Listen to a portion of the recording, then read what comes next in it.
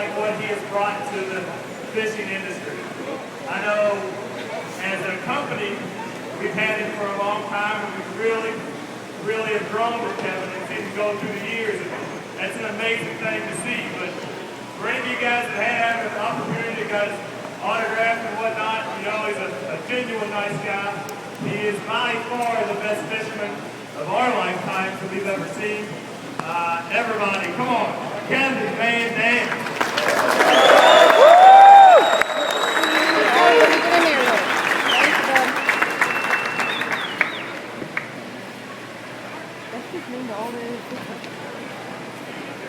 I'm working at it. He's got exos on it. Yeah. Dude, he's got exos on his rods. How's that? Can you hear me okay? Yeah. Yep. Very good. Yeah, I know a guy. Actually, I know the guy. No, I really appreciate everybody coming out to see us today. You know, this is a big deal to us. You know, the one thing that I'll say about Bass Pro Shops is they've been a long-time sponsor of mine. I've been with the company since the beginning of my fishing career. And, you know, every year these spring classics get bigger and bigger. And they keep opening more and more stores, which makes it a lot easier because, I mean, this is where the pros go to shop. This is where you get the best tackle. And they've got some incredible deals. And I'm sure you guys have looked at the flyer. I see a lot of people walking around with baskets. But this is the weekend to stock up your tackle box here at Bass Pro Shop. They got tremendous values out there. And again, I want to say thanks to everybody that traveled. I talked to a lot of people that traveled a long ways to get here tonight. And appreciate that you hang around. And hopefully I can teach you some stuff tonight that you'll be able to use this year and be able to catch a lot more fish. You know, this time of year is one of my favorite times to be fishing. You know, we just came off the Bassmasters Classic down in Oklahoma at Grand Lake, and I'll be 100% honest with you, it really didn't go the way I wanted it to go.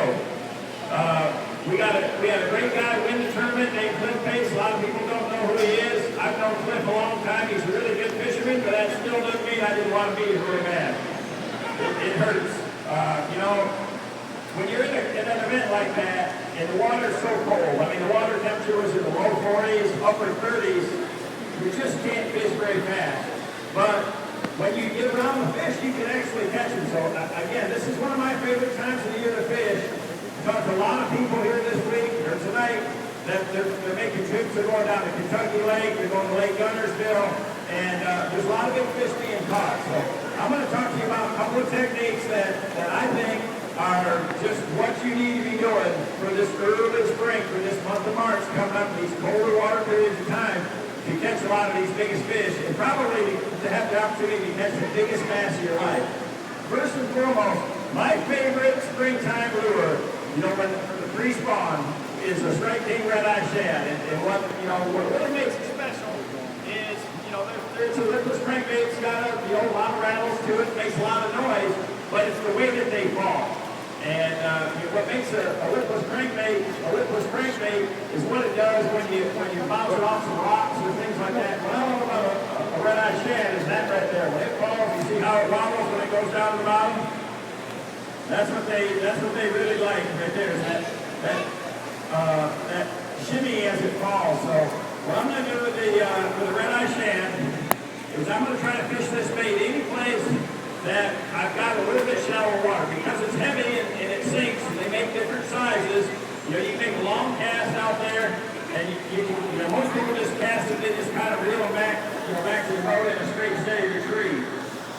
But what I like to do is I like to kind of yo-yo that bait, to kind of let it fall. You can see how it stays balanced and spins, and my God, I got the hooks bent over on that one, and I can't keep them off. Thank God I know a guy. I cannot bend the hooks over any more than what I did on that one right there.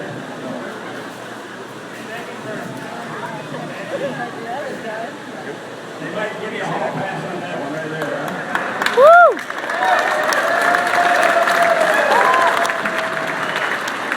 Why can't I keep my last one in Grand Lake like that, huh? Well, I got the hooks bent over so far. When he's the only one calling on all evening. Lipless crankbaits are just dynamite in real cold water, and you know, what I want to do is try to make sure that I've got a combination with my line size and with my rod so that I can get bottom contact with that lure. So if you go to a place like Lake Undergrove that's got grass, a lot of times I'm going to have a couple of different rods rigged with different sizes of line, you know, and so when the fish are up there in that 5, 6, 7 foot of water, I may want to have a heavier line just to keep that bait up a little shallower and throw this half-ounce bait with, say, 17 pound fluorocarbon so I can keep it higher in the water column. If I want to get it out a little bit deeper, I'm going to use the same rod, same setup, the lighter line, and with, you know, 10 or 12 pound test line, that same bait will run 2 to 3 feet deeper on the retrieve, just on a steady retrieve. But the key bait with these things here is to make sure that you're bouncing the bottom, or you're hitting the grass, that you're hitting something with it. So I'm going to make a long cast. The longer the cast that I make with this single bait, the easier it is to keep it down in the water column. The great thing about that fluorocarbon line is it sinks.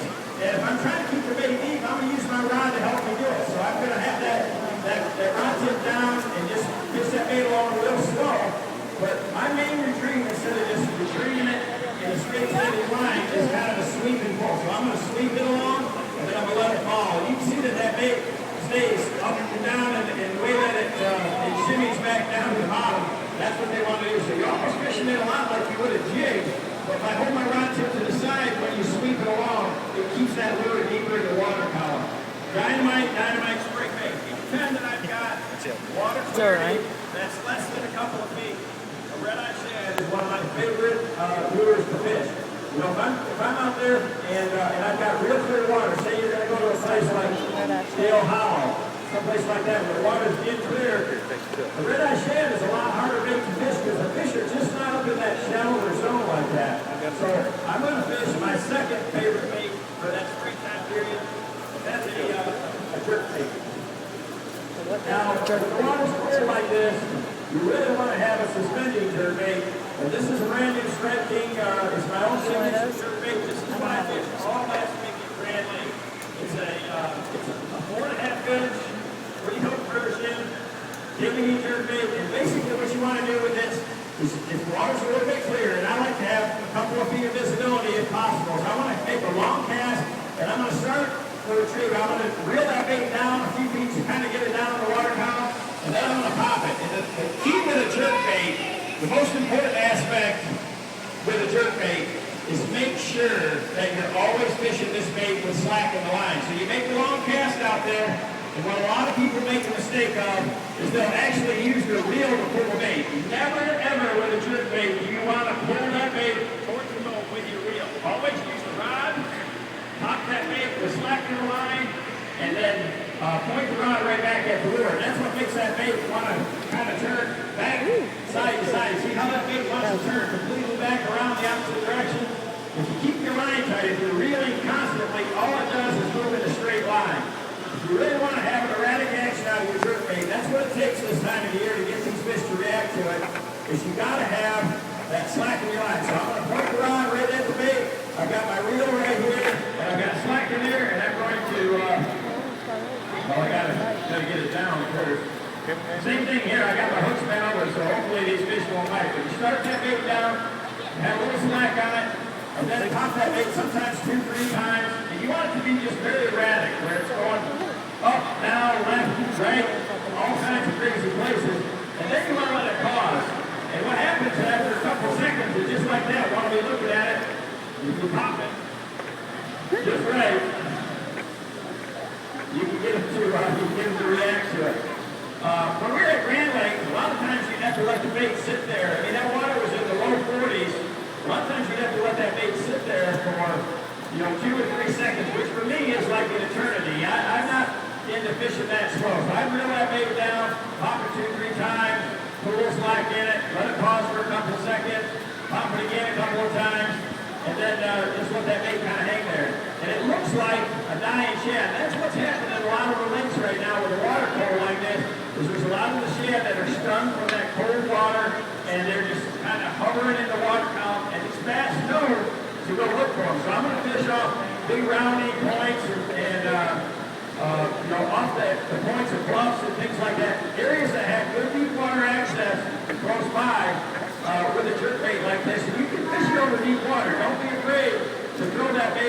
you know, a lot of times my boat will be sitting in 20, 30 foot of water and I'm casting up towards the bank and not anywhere close to the bottom at all, but those fish will be up in the water column looking for it. It's my number one technique. If I've got, you know, 3 foot of clarity or more in a body of water, a suspending jerkbait is just, you know, a lure that I use all spring long. Now we fish them a lot where I live up in the clear water, where we're working it real fast and trying to make it real erratic and catch a lot of smallmouth like that. But this time of the year, it's all about having that slow presentation, keeping that bait in the straight zone for as long as you can, and allowing those fish time to come up on the bite it, because we're really keying on shad this time of year. Now, the last few years for me, you know, I like to use whatever the fish are biting on. You know, I mean, people ask me, do you have a favorite lure? Well, my favorite lure is whatever they're eating. I love to throw plastics, I like to throw spinnerbait, I like to throw jerkbaits, topwaters, things like that. But crankbaits for me have become a go-to tool. And what I love about crankbaits is that they're super efficient for covering a lot of depth zones. And that's really what my whole crankbait system is all about, is to have a lure that fits every situation that I have. And I've got crankbaits that will go anywhere from a 50 all the way down. We've got the brand new Straight King 10XD that will hit the bottom at 25 feet. So I got something for every zone with a crankbait. And there's a lot of different categories. You know, you've got shallow running crankbaits, which a lot of the shallow runners are really good baits. You know, a big portion of the year, a lot of the lakes that we fish, the bass are, you know, around the shoreline, they're around the rocks, they're around laydowns, they're in the grass. And if they're in cover, you know, there's a lot of baits that you can use. You can throw a spinnerbait, you can flip, you can do different things, but these square bill crankbaits really have a lot of triggering qualities that other baits don't have, and it's a bait that I've got a lot of confidence in. So, you know, 2 years ago when we were down in New Orleans for the Bassmasters Classic, you know, I was catching them on a spinnerbait, and as it warmed up, the bass they just would start bumping that spinnerbait. They wouldn't eat it anymore, and they just couldn't handle the little Straight King KVD 1.5 crankbait. And what's special about it is that, unlike most crankbaits, it has a kind of a searching action as you're reeling it through the water. So when I do these, I try to cast it out there, and then, you know, reel that bait down and stop and start it out. Try to make it move rapidly, but just in a straight retrieve, that bait's kind of wandering back and forth. It's kind of going left and right, it's going all over the place. And a faster retrieve like that, especially in clear water like this, is the way that you get a lot of the fish to react to it. So if I've got something that I can bounce that bait into, if I can get it down in the grass or lay down things like that, I want to do that with that square bill crankbait. But if it's in open water, even like this right here, no, come on, man. Second one. You can't do that to me and expect me not to do that back. And I got the hook spin over again. I promise these guys I'd do it, but hey, I know that. It's my favorite fishing hole right here.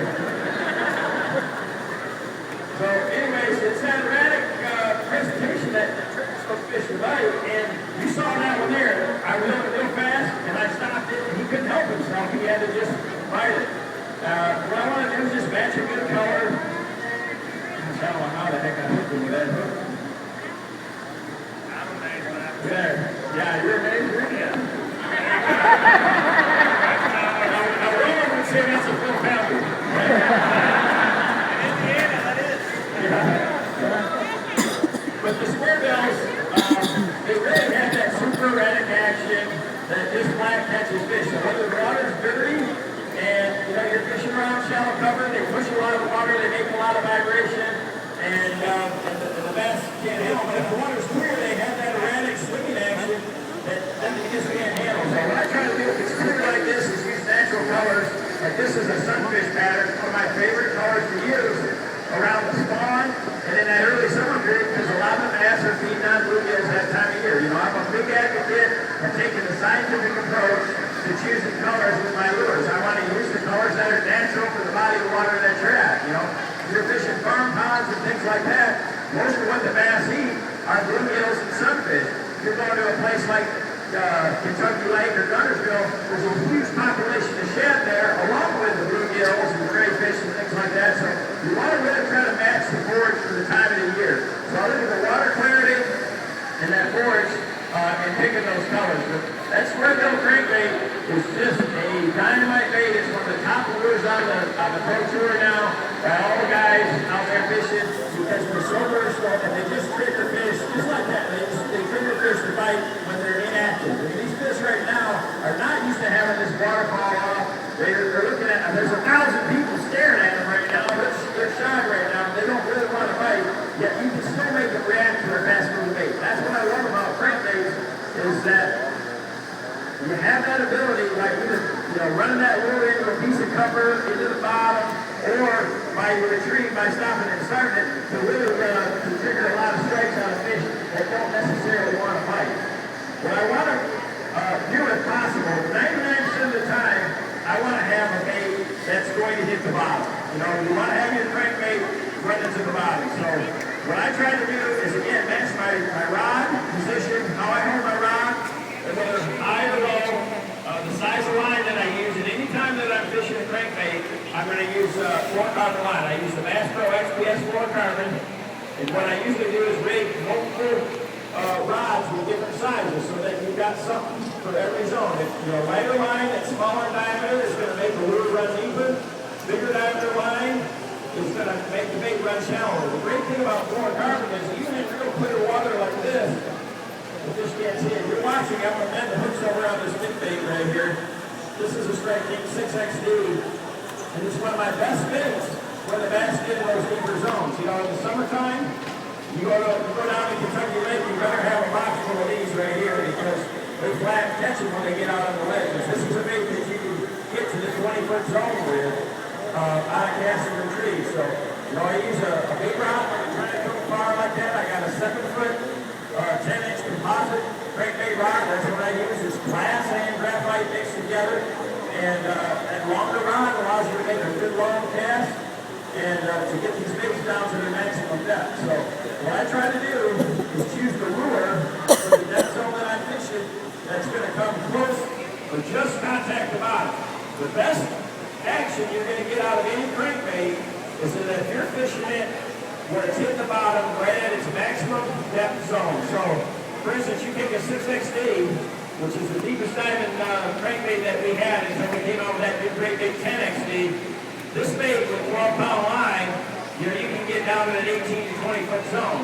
If you're fishing a 10-foot ledge, it's very easy to hit the bottom with that bait, but you're really overpowering that particular drop-off fishing an 18-foot bait in 10-foot water. So what I want to do to get the maximum triggering action out of that crankbait is I want to use the right size line and retrieve so that I get that lure to the maximum depth zone that I'm fishing. So if I'm fishing a 10-foot ledge, I want a bait that runs 11 feet deep.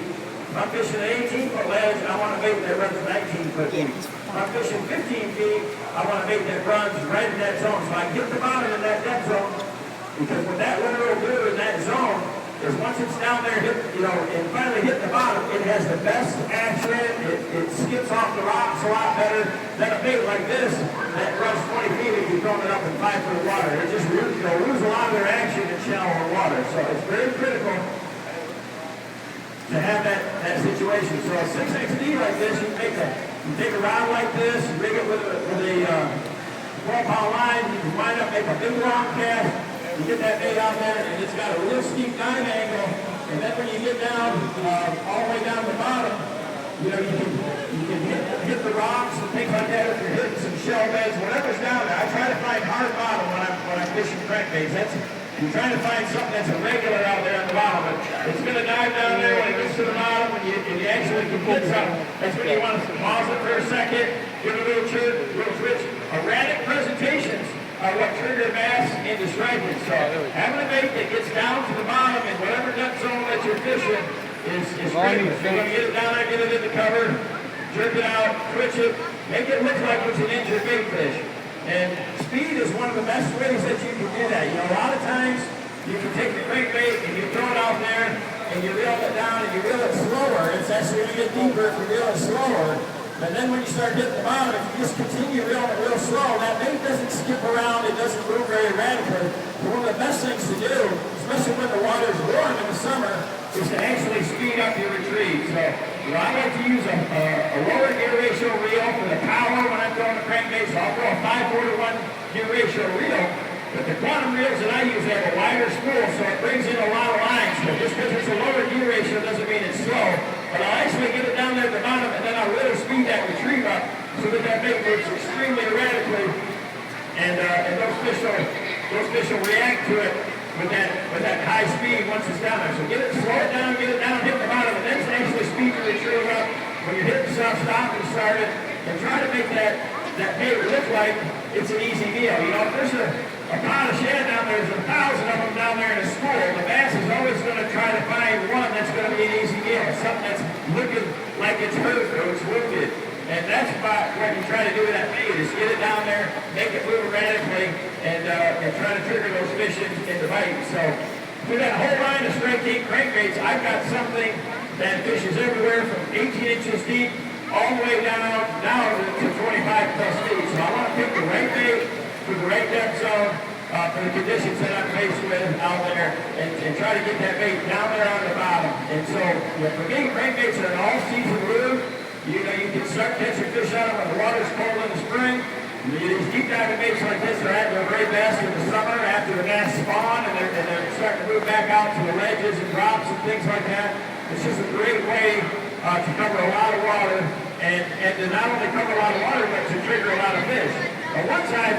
Once I fished a spot and caught several bass there, well, I've got a whole tackle box full of other lures that I might throw. I might throw a football jig or a big worm or a sexy spoon, other lures to try to trigger more bites. But day in, day out, the thing that I love about a crankbait is that it's very efficient to cover all those depth zones, and it gives me, what's that? And it gives me great feel of what the bottom's doing. So I can tell when I'm casting that crankbait out there what the bottom's like. You know, with a composite rod like this that's a mix of glass and fiberglass, it's got a nice soft action that makes it throwing a crankbait a mile super easy without a lot of effort. But it's still got the sensitivity so that I can feel if there's if I got a little weeds on the hooks, or if I've got any slime on the bait, I can feel the difference in that action when that bait's out there like that. So a good composite rod like that really makes a big difference. The fiberglass is a little bit slower, so when you're actually bouncing off a stump or a rock or something like that, that bait has a different deflection quality than it would if I had a stiff graphite rod. So to me, it's very critical to have that composite rod for all my crankbaits. I use it for the shallow runners, for all the deep runners. That's why we make rods from the shorter action, shorter lengths for very tight, like when you're throwing the square bills around cover, to the big water rods for fishing out in open water. So you want to get that bait down there, get it in the zone, and once I catch a fish or two out of that area and the fish slow down, that doesn't mean I want to leave or change up. I've got other baits that I might want to throw, but a trick that I learned the last time we fished at Kentucky Lake was to give them kind of that 1-2 punch. To give them that bait, first off, throw that rattling bait in there first, it makes a lot of noise.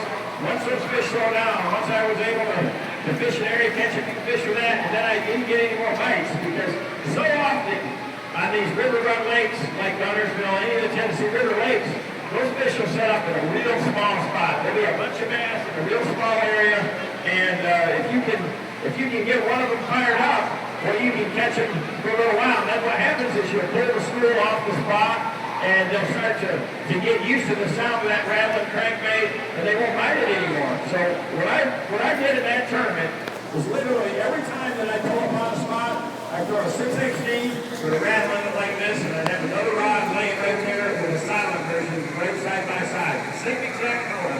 I fish that spot and try to catch them as fast as I can. You know, 3, 4, 5, 6, 8, 10 of them in a row. Pretty soon, you make a cast and you wouldn't get a bite. Then you get 3 casts, or you can start bumping the bait, not eating the bait anymore. Or I can take this rattling one, set it down, take the same exact lure in a silent version, a 6XD, no rattles in it, make the same cast, and catch a big one first cast. Like I never even made a cast in there. I mean, those fish got conditioned to that sound real quick. You know, they get a lot of pressure on some of these lakes. So having a crankbait that has rattles and having one that doesn't is a really important important 1-2 punch. I don't ever, fish anymore where I don't have both of them set side by side. I can't say that one's better than the other in any situation, but it's important to have both of them. Anytime I get in the school of fish, I'm not going to leave that spot without showing them both baits, without showing them the silent version and the rattled version. Just like these red eye shads, we make them in a rattling version, which is by far, it's what I always start with, but we also make them just like this, that are silent. They don't have any noise in them. So when I go to Lake Clarksville, and I'm going down there, and those fish get to see a new and Lipless crankbaits in the spring. You can find a school up, you might catch 2 or 3. If you think, well, hey, that you caught what's there, try that sound one out there, and it's like you've never thrown a bait in there before. Sound is really, really important to the bass. I know that from the hydrowave unit that I use, which is it's a unit that simulates the sounds of bass and shad in the water and bass attacking shad. I've seen so many times where I can get a whole school of fish fired up just by having that hydrowave playing. If I've got bass and bait fish in close proximity, you can get the bait fish nervous, and then all of a sudden the bass will trigger them. Maybe just like when you throw a bucket of minnows in this aquarium here, they'll watch them swim around a little bit, and finally one will set them off, and the whole tank will erupt on them. And that's exactly what we're trying to do. We're trying to trigger that feeding frenzy out there on the water, and that's what crankbaits do a really good job of. So it's important for me to always, be ready out there for that situation when you know you got a school of fish there to try to keep them fired up as long as possible, and then show them a few different looks. After they quit biting my crankbait, I'm going to throw a big spinnerbait through there. I'm going to throw that spoon in there. I'm going to hop a jig. But erratic presentations are what trigger them. Don't think that, hey, I just want to line something slow down there. Pick it up, speed it up, stop and start it.